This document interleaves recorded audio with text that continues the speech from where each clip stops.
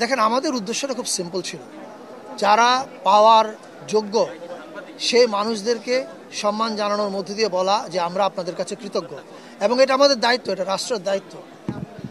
সে দায়িত্ব আমরা, আপনারা যেরকম বলছেন যে প্রশংসা হচ্ছে, তার মানে সেই দায়িত্ব আমরা সফলভাবে পালন করতে পেরেছি, এটা আপনারা বলছেন, আমরা এতে আনন্দিত।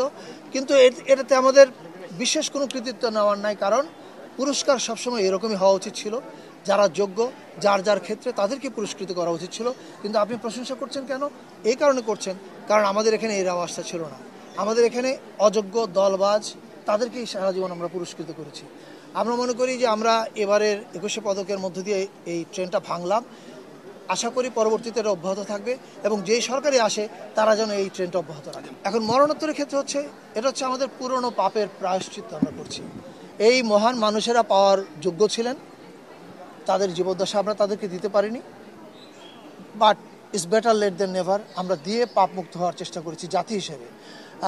আমি চাই আগামী 5 বছর পরে যেন আর এই মরণোত্তরের ট্রেন আমাদের ধরে রাখতে না হয়।